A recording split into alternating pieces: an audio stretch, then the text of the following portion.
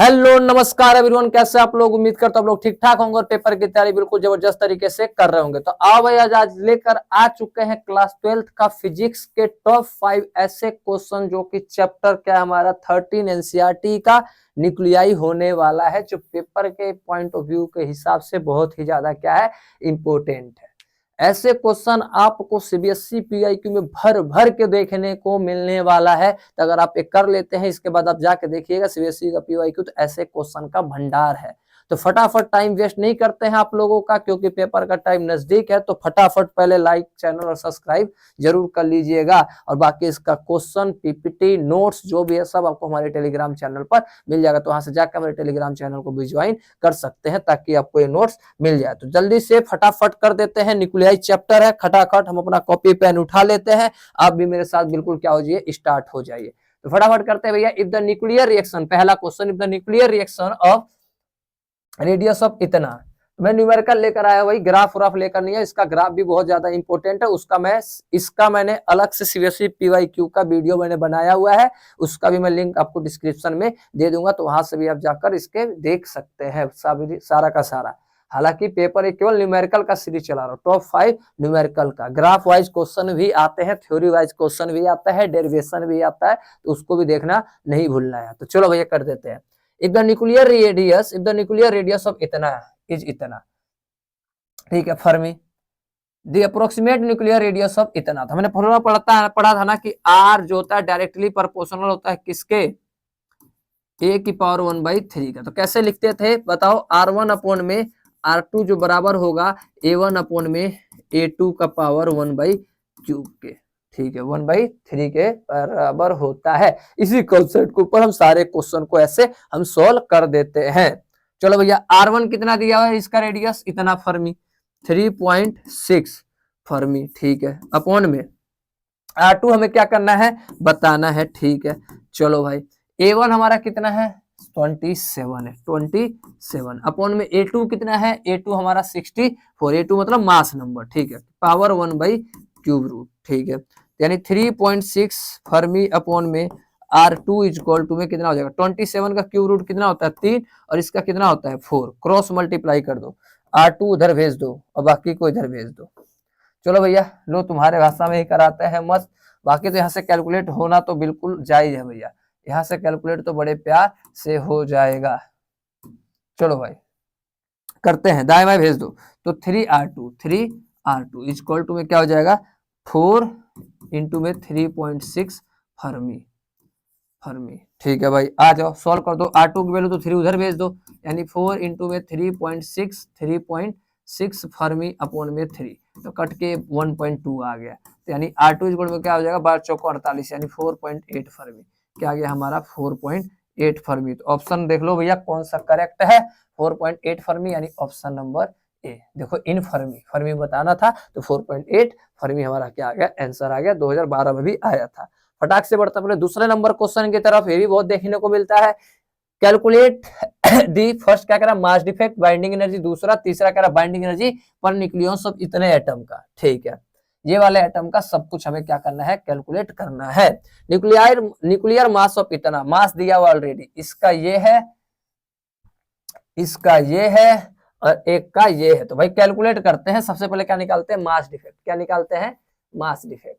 तो mass defect कैसे निकालते हैं भाई, मास डिफेक्ट कैसे निकालते हैं मास डिफेक्ट डेल्टा एम से रिप्रेजेंट करते हैं। कैसे निकालते हैं भैया, थ्योरेटिकल मास, एक सेकंड भाई, ये क्या हो गया, ये तो मैंने देख लिया, ब्लर हो गया, एक सेकंड, अब देखो सही हो गया।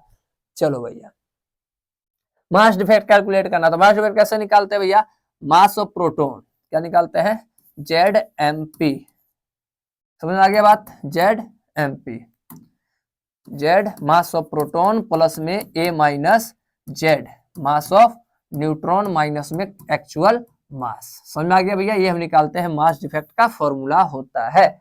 वन शॉट भी इसका वीडियो डाला हूं, तो इसका भी मैं डिस्क्रिप्शन लिंक में दे दूंगा। जिसको फॉर्मूला नहीं पता फटाफट देख लो। Z क्या होता है, atomic number, mass of proton, A minus Z क्या होता है, न्यूट्रॉन नंबर, और ये क्या हो जाएगा, मास ऑफ न्यूट्रॉन। इन दोनों का सम एक्चुअल मास में क्या कर देंगे, माइनस कर देंगे, तो मास डिफेक्ट आ गया। हम कर रहे हैं पहला part.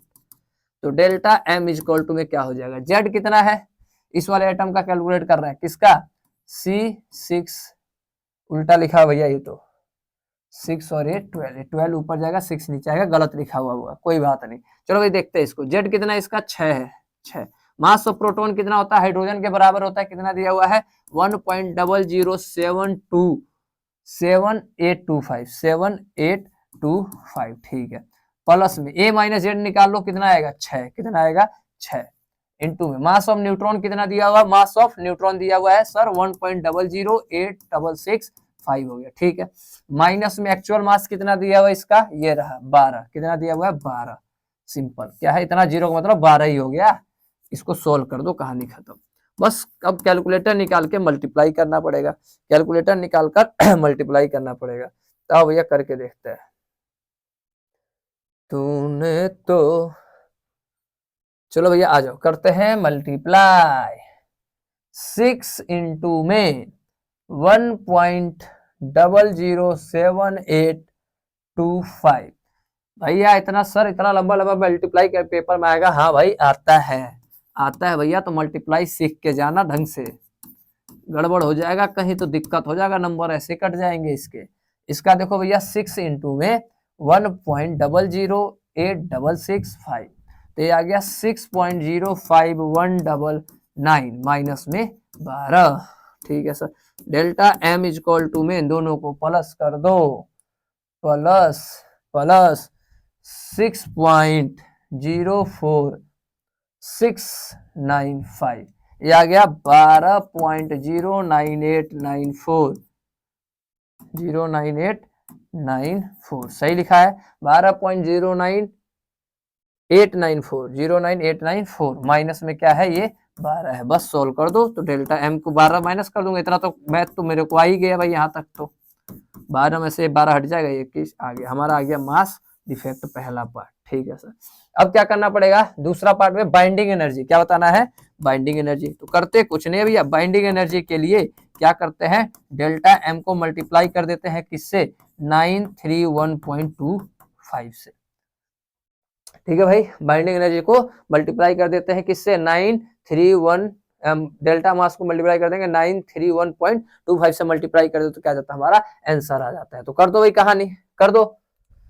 Equal to -12 equal to into में कितना था 931 मेगा इलेक्ट्रॉनिक वोल्ट में आएगा, किस में आएगा ये मेगा इलेक्ट्रॉनिक वोल्ट में आएगा 0.25 तो कितना आ गया भैया, तो बाइंडिंग एनर्जी जो हो गया वो आ गया तुम्हारा 92.137875 मेगा इलेक्ट्रॉनिक वोल्ट। ये आ गया हमारा दूसरे वाले पार्ट का आंसर, ये आ गया हमारा दूसरे पार्ट का और ये हमारा पहले पार्ट का क्या आ गया आंसर आ गया। सर ये क्या बता रहे हो, तो भाई जाके वह वीडियो तो देखो। बाइंडिंग मास डिफेक्ट को इससे मल्टीप्लाई, कई लोग 931 से भी कर देते हैं, कई लोग 931.5 से भी कर देते हैं।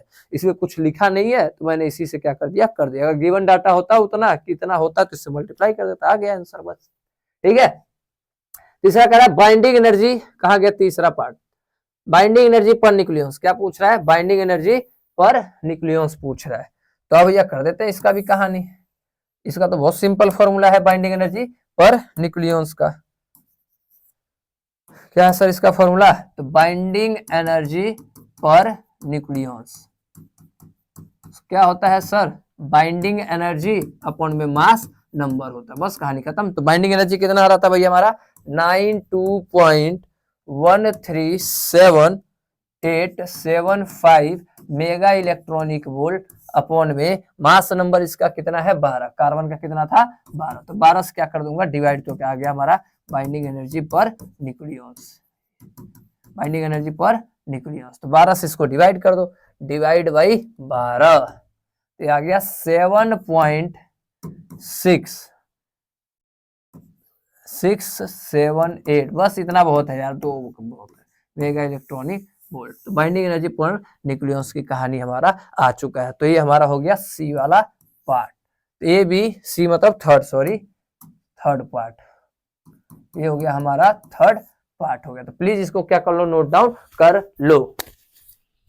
तो चलो भैया अब आते हैं क्वेश्चन नंबर थर्ड की तरफ। तो क्वेश्चन नंबर थर्ड देखो क्या कह रहा है, द डिफरेंस इन मास इतना, nucleus and the total mass is इतना। डिफरेंस दे दिया, यानी डिफरेंस का मतलब डेल्टा एम दे दिया भाई, कितना 21 यूनिट। कितना unit? 21 unit. The binding energy पर न्यूक्लियस, क्या बताना है? बाइंडिंग एनर्जी पर न्यूक्लियस। इसको मैं इससे दिखाता हूँ, बाइंडिंग एनर्जी पर न्यूक्लियस। तो क्या होता था भैया? बाइंडिंग एनर्जी अपॉन में मास नंबर। ठीक है भाई, तो भैया बाइंडिंग एनर्जी पर न्यूक्लियस हमें बताना, तो बाइंडिंग एनर्जी कितना है? 21 यूनिट। पहले वो मत बोलना है कि मास डिफेक्ट है, यूनिट दे दिया है। क्या दे दिया? यूनिट दे दिया, यानी 931.25 ऑलरेडी यहाँ पे यू के टर्म में लिखा हुआ है। तो मास डिफेक्ट नहीं है, एक तरीके से क्या है? ये बाइंडिंग एनर्जी ही है हमारा, क्योंकि यहाँ पे यूनिट दे दिया। अगर ये नहीं देता तब मास डिफेक्ट है। दोनों का एनर्जी देखो यहाँ पे लिखा है, द डिफरेंस ऑफ मास इन इतना, the mass constitute the nucleus इतना यूनिट। यूनिट दे दिया, मतलब हमारा 931.25 की वैल्यू डाल रखा है ऑलरेडी। ठीक है सर। अपॉन में एटॉमिक मास इसका कितना है भैया? 7। कितना है इसका? 7। तो 7 या 21, यानी कितना आ जाएगा? 3u। तो 3u, यानी ऑप्शन क्या हो जाएगा हमारा? ए। ऑप्शन क्या हो गया हमारा? ए हो गया। इस पे येलो दिख नहीं रहा तो रेड से लिख देता हूँ ए, और ये था इसका मास नंबर। समझ में आ गया भाई? तो चलो फटाक से करते क्वेश्चन नंबर 4। ऐसे क्वेश्चन देखने को क्या होगा? बहुत मिलेगा सीबीएसई के पीवाईक्यू में। तो फटाफट देखते हैं। हैवी न्यूक्लियस पी कोई हैवी न्यूक्लियस है, ये मान लेता हूं हमारा न्यूक्लियस है, एक हैवी न्यूक्लियस है। लो भैया, एक हैवी न्यूक्लियस है, बना दिया एक हैवी न्यूक्लियस पी, जिसका नाम क्या है? पी है।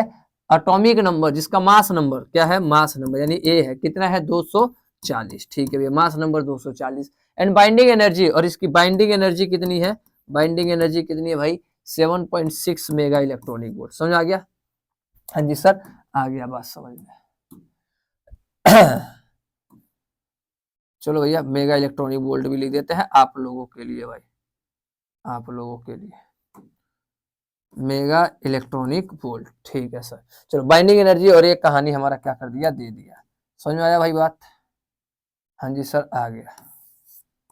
चलो, ये हो गया पी। अब आगे देखते क्या कहता है। Heavy nucleus P of the mass इतना एंड बाइंडिंग एनर्जी इतना पर nucleus split into 2 nuclei Q and R. ये दो हिस्सों में क्या हो जाता है? टूट जाता है। दो हिस्सों में टूट जाता है, एक क्यू में और एक आर में। ठीक है sir, split Q and R में। ठीक है, मास नंबर इतना और इतना। तो चलो भैया, मास नंबर इतना और इतना से पहला और ये दूसरा टूट जाता है, जिसका मास नंबर यहाँ पर लिख देता हूं ए, और इसका भी ए। इसका मास नंबर कितना है? 110 है। इसका मास नंबर कितना है? 130 है। एंड द बाइंडिंग एनर्जी पर न्यूक्लियस इतना। इसका बाइंडिंग एनर्जी पहले वाले का कितना है? बाइंडिंग एनर्जी पर न्यूक्लियस है भाई, बाइंडिंग एनर्जी पर न्यूक्लियस है, सॉरी, बाइंडिंग एनर्जी पर न्यूक्लियस है, बाइंडिंग एनर्जी पर न्यूक्लियस। पहले वाले का कितना है? 8.5 मेगा इलेक्ट्रॉनिक वोल्ट। ठीक है, दूसरे वाले का बाइंडिंग एनर्जी पर न्यूक्लियस कितना है?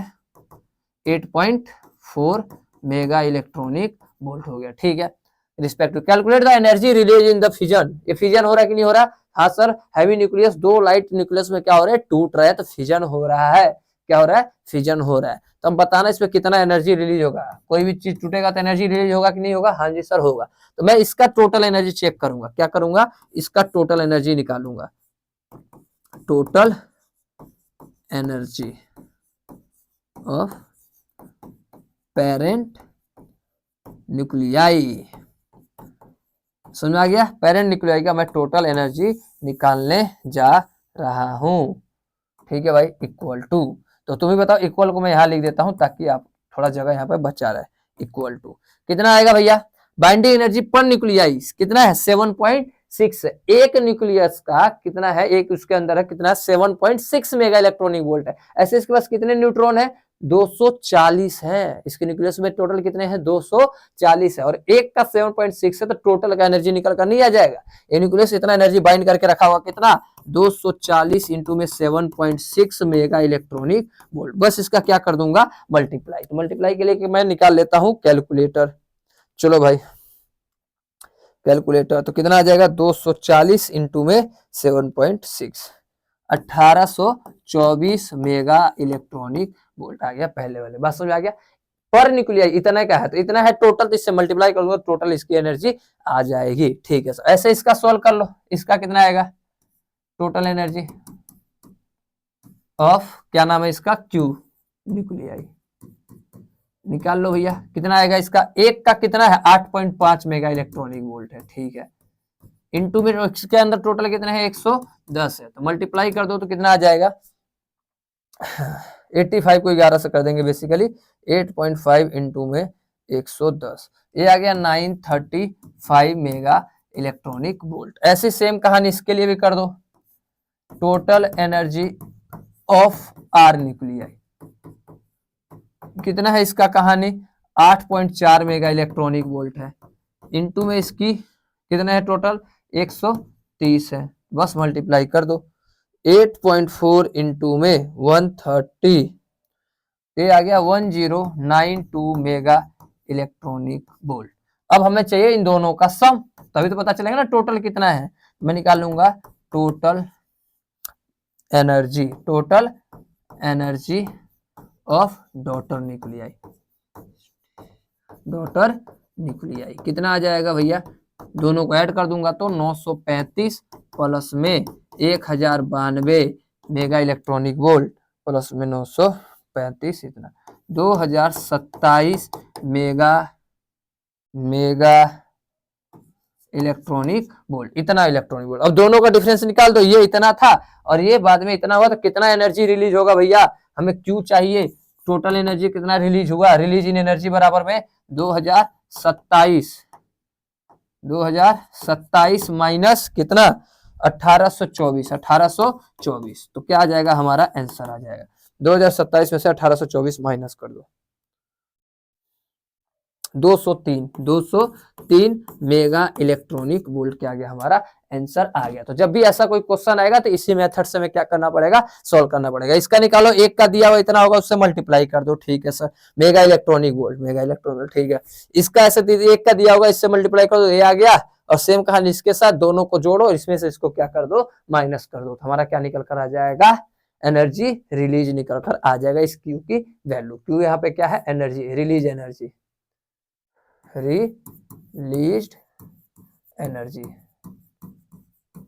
बात समझ में आ गया। चलो भैया, तो कहानी इसका फटाफट स्क्रीनशॉट ले लो। अब आता है अपने क्वेश्चन नंबर 5 की तरफ। क्या कह रहा है, give one point of difference between the nuclear fission and nuclear fusion. Fusion और फिजन में हमें क्या बताना है, डिफरेंस बताना है, तो बता नहीं तो ऊपर से एक ही पूछ रहा है, तो भाई 2-3 लिख लो कहानी। एक आध बता देता हूं कि हैवी न्यूक्लियस टूट के लाइटर में जाता है, लाइटर न्यूक्लियर में टूटता है, 1 से 2 बनते हैं, और इसमें क्या होता है फ्यूजन के अंदर क्या होता है भैया कि स्मॉल जुड़ के बड़ा न्यूक्लियस बनता है। पहला तो ये हो जाएगा। दूसरा ये हो जाएगा भैया दूसरा क्या लिख सकते हैं भाई, इसमें बहुत सारे पॉइंट है यार, न्यूक्लियर फ्यूजन, ठीक है ना, एक में दोनों में एनर्जी हाई रिलीज होता है, एक में हमें एनर्जी देना पड़ता है, एक सन में होता है, तो दूसरे वाले बॉडी में क्या बोलते हैं उसको, दूसरे प्लेनेट वाले बॉडी को क्या बोलते हैं यार। चलो कोई नहीं, बेसिकली हमें क्या करना है, 3-4 रीजन क्या कर देना, लिख देना, तो नॉर्मल सी क्या हमारी बात है, ठीक है भैया। चलो भाई आगे देखते हैं इस वाले पार्ट में। सपोज वी कंसीडर फिजन इतना, कह रहा है मान लो ये है हमारा एक कोई एटम, एक एटम है। अरे भाई लिख लोगे ना डिफरेंस, मैं समझ के चल रहा हूँ कि आप लोग लिख लोगे, समझ में आ रहा बात, नहीं तो बोलोगे तो मैं बता दूंगा। चलो कोई नहीं, अभी लास्ट में बता देता हूँ, तब तक दिमाग में मैं याद कर लेता हूँ। Suppose we consider the fission इतना इनटू द इक्वल फ्रेगमेंट।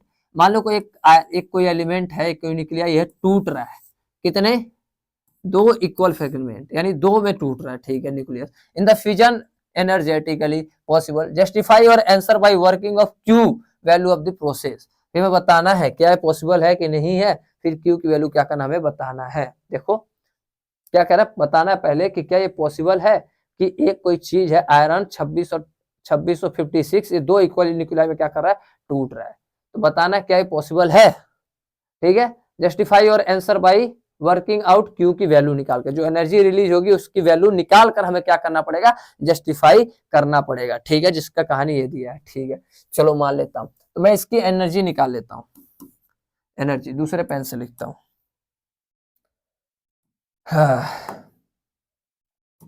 दूसरे पेन से लिखता हूं। चलो भैया आ जाओ देखते हैं, एनर्जी निकालता हूं, एनर्जी ऑफ किसका, आयरन 2656 का, इसका एनर्जी हम निकालते हैं। तो कैसे निकल कर आएगा भैया, कितना दिया हुआ देखो, दिया हुआ है इतना यूनिट, कितना दिया हुआ 55.9349 4 यूनिट हमारा एनर्जी दिया, ऑलरेडी हमारा क्या है गिवन है, तो ज्यादा सोल्व करने की जरूरत नहीं है। हम निकालते हैं इसका, ठीक है, फ्रेगमेंट का निकालते हैं। एनर्जी ऑफ किसका भैया, एल्युमिनियम का, एल्युमिनियम 1328 का एनर्जी हमें निकालना है। तो ये भी शायद दिया हुआ है, एरा देखो कितना दिया हुआ है 27.98191। ये कितने हैं, ऐसे दो है ना, 2 है, कितने हैं, 2 एल्युमिनियम है, देखो 2 इक्वल पॉसिबल है, क्या बोला है 2 इक्वल फ्रेगमेंट। अच्छा, तो 2 से क्या करना पड़ेगा, इसको मल्टीप्लाई करना पड़ेगा, यानी 2 इंटू में 27.98191, इसको 2 से क्या कर दूंगा मल्टीप्लाई। तो मैं निकाल लेता हूं भाई एक बार के लिए, क्या है कैलकुलेटर, कैलकुलेटर। तो ये आगे, अच्छा 2 से तो मल्टीप्लाई प्यार से हो जाएगा, लेकिन कोई तो निकाल ही दिया 27.98191। तो ये आ गया 55.96382। ठीक है सर, हमने निकाल लिया इसका एनर्जी, हमने निकाल लिया जो टूट के निकल रहा है, समझ रहे हो, ये था, इसमें 2 इक्वल हिस्सों में क्या हो रहा था, टूट रहा था, क्या था ये आयरन था, और ये टूट रहा है किसमें, Al में और Al में। इसकी एनर्जी हमने निकाला भी कितना था, इसकी जो एनर्जी थी ये थी सर 55.93494, और एक के लिए हमने एनर्जी निकाला था कितना 27, क्वेश्चन में गिवन ही था, मैं कुछ किया नहीं, 27.9819। इसका भी वही होगा, फिर सेम ही इक्वल में टूट रहा था, तो इन दोनों को मैंने क्या कर दिया, जोड़ दिया, सेम वाले पिछले साल के क्वेश्चन। अब देखेंगे कितना एनर्जी का डिफरेंस आया, क्यों निकालेंगे, क्यों कैसे निकालेंगे, इन दोनों का एनर्जी माइनस इसका एनर्जी, तो पता चल जाएगा क्यों कितना एनर्जी रिलीज हुआ है, कुछ तो एनर्जी भी क्या होगा रिलीज होगा कि नहीं। इन दोनों को जोड़ूंगा और इसको, इन दोनों इसमें से इसको क्या कर दूंगा माइनस कर दूंगा, तो माइनस करके देख लो भैया, माइनस करके देख लो इसमें से इसको माइनस करो 55, अरे यार इतना लिखना पड़ रहा है ना पॉइंट में, चलो भाई कोई नहीं, क्या करोगे कर दो भैया, क्या आएगा 55.96382, यही आएगा 55.96382 माइनस कितना है, ये है 55.93494, ठीक है।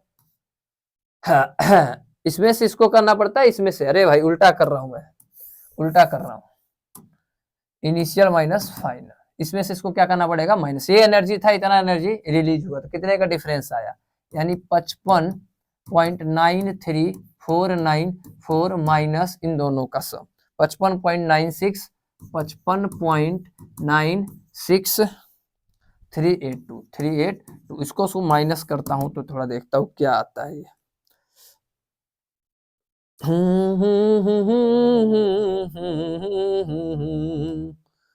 55.96382, 55.93494, तो ये आ गया माइनस में 0.02888।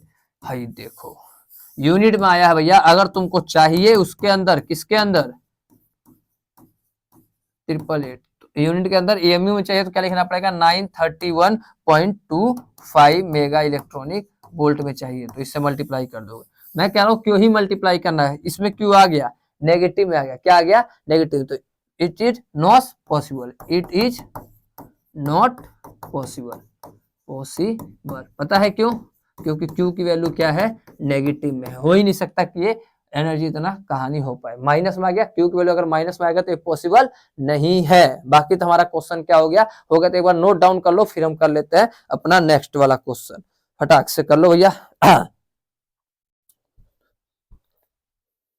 चलो भैया अब इसका डिफरेंस पढ़ लेते हैं, तो एक आध दो मैंने डिफरेंस निकाल रखा है, क्या कह रहा है भैया, हाँ एक आध दो है, सिंपल सिंपल है भैया, क्या कि ये भैया स्मॉल एक कोई क्या होगा हैवी न्यूक्लियस लाइटर में टूट जाएगा, तो मैंने पहले ही बता दिया था, और दो स्मॉल स्मॉल जोड़कर कहानी हो जाएगा, ठीक है सर। और बात करते हैं, अगर मैं फिजन की बात करूं, किसकी फिजन की अगर मैं बात करता हूँ, ये वाला फिजन, अगर फिजन की बात करता हूँ तो ये नॉर्मल रूम टेम्परेचर पे क्या हो जाता है, इसके न्यूक्लियस ब्रेक हो सकते हैं, लेकिन भैया ये फ्यूजन हमारा जल्दी रूम टेम्परेचर पे होगा नहीं, बाहर से एक्सटर्नल एनर्जी देना पड़ेगा। और एक में चेन रिएक्शन होता है और एक में चेन रिएक्शन नहीं होता। एक को हम कंट्रोल कर सकते हैं, एक को हम कंट्रोल नहीं कर सकते, तो हमारा सारा कहानी क्या हो जाएगा, समाप्त हो जाएगा। तो भाई बारी अब क्या बोलने की, थैंक यू बोलने की। तो मिलते हैं नेक्स्ट वीडियो के साथ, तब तक के लिए टाटा बाय बाय सबको, नमस्कार, पेपर के लिए ऑल दी बेस्ट।